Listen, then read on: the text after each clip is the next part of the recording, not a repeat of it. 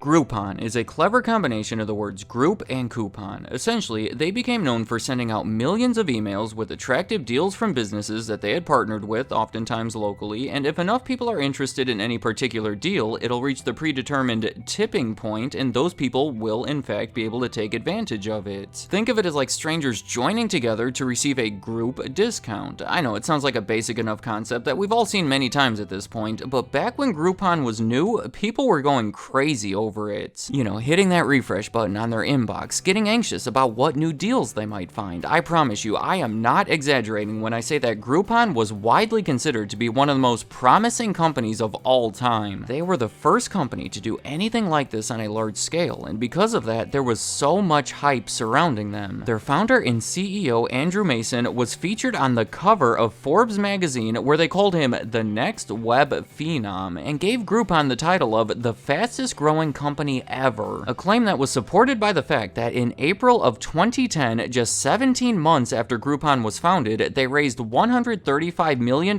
in funding on a $1.35 billion valuation. The only other company that had surpassed $1 billion in less time was YouTube, potentially fitting because only a few months later, Google offered to buy Groupon for $6 billion. It would have been their biggest acquisition ever at the time, even far exceeding the price that they had paid for YouTube 4 years earlier. A lot of analysts were shocked that Google was willing to take such a risk like that. $6 billion seemed like a lot of money to pay for such a new emerging company. And those analysts were even more shocked when Groupon turned down that offer. Everyone was debating whether or not it was a smart move, but it was clear that Andrew Mason and the rest of them had a tremendous amount of confidence in the future of Groupon. I think it is really interesting that during this time at the company's headquarters, Andrew Mason displayed his big Forbes magazine cover in the center of 8 other magazines that featured once promising leaders of companies that have since declined. I'm talking about AOL and MySpace, I guess to keep himself grounded, like cautionary tales to remind him how things could potentially fall from that point. Well, I hate to sound mean here, but ironically, that is exactly what happened. Today, his fears have been realized because this magazine fits perfectly with all of those others. About a year after declining the offer from Google, in November of 2011, Groupon did have a very successful initial public stock offering. It was actually the biggest one for an internet company since Google's over 7 years earlier. At the end of the first day of trading, Groupon's market valuation was above $16 billion.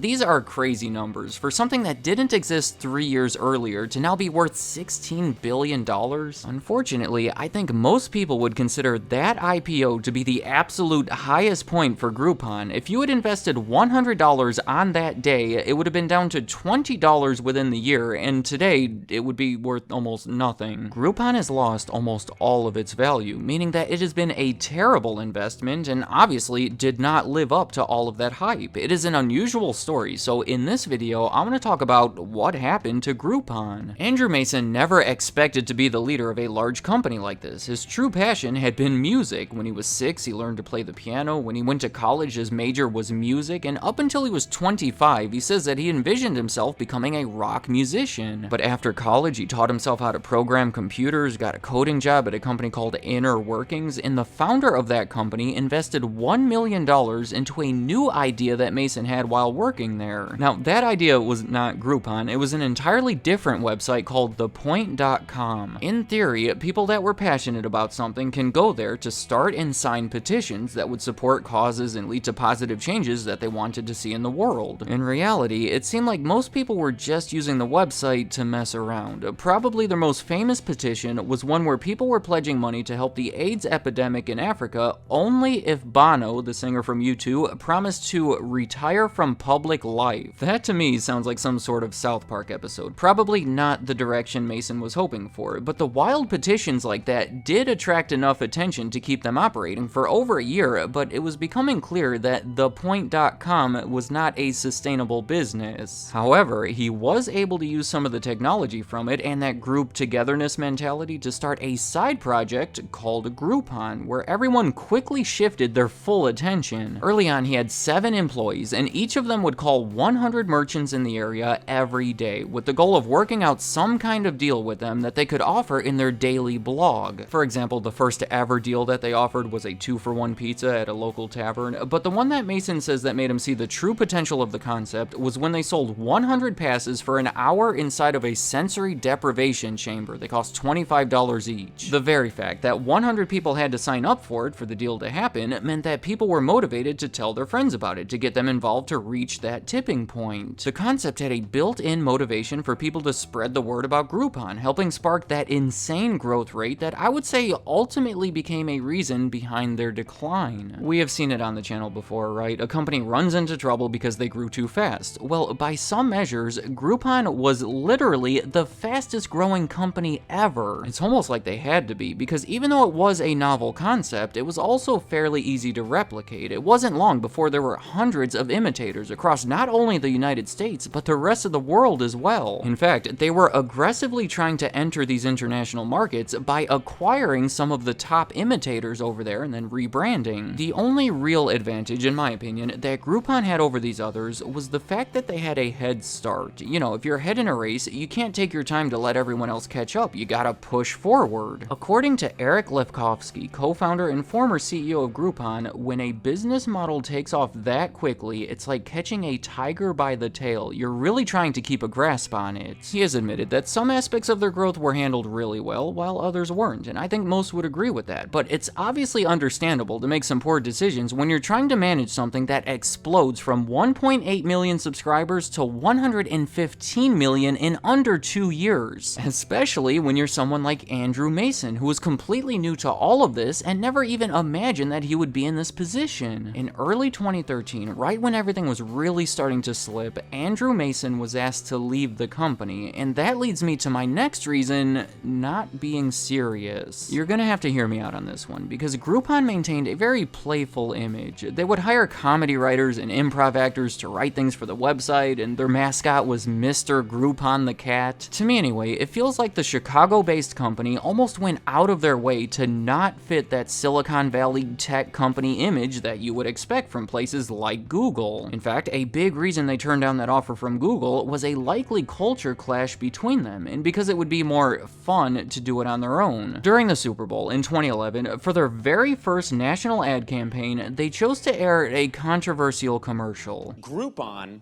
and they exploited Tibet's troubles to promote their website. It started out like one of those commercials meant to bring awareness to a serious cause. In this case, it was issues happening in Tibet. But then it does a tonal shift, a complete 180, where it turns out that the commercial is simply for deals that you could find on Groupon. I recommend you watch it all to get the full feeling of it, but people were offended, saying it was undermining the struggles happening in Tibet. At the very least, it was a risky way to introduce Groupon to a national audience. It is a particular sense of humor and way of operating things that very much seems to have originated with Andrew Mason. Back when he wanted to be a rock musician, he said that the appeal of it was to be part of the counterculture, and that's the mentality he brought to Groupon. When he was asked to leave the company, he made a statement that was unlike anything that I would expect to hear. He said, "After 4.5 intense and wonderful years as CEO of Groupon, I've decided that I'd like to spend more time with my family." Just kidding, I was fired today. If you're wondering why, you haven't been paying attention. From controversial metrics in our S1 to our material weakness, to 2 quarters of missing our own expectations and a stock price that's hovering around 1/4 of our listing price, the events of the last 1.5 years speak for themselves. As CEO, I am accountable. Arguably refreshing to see such an honest statement that takes accountability like that, but on the other hand, is that the time to be joking? Should a multi-billion-dollar company be led by someone who is constantly cracking jokes and actively going out of his way to rebel against the standard found throughout the rest of the industry? I don't know, it's up to interpretation, but it does stand out to me. Andrew Mason is known as a little wacky himself.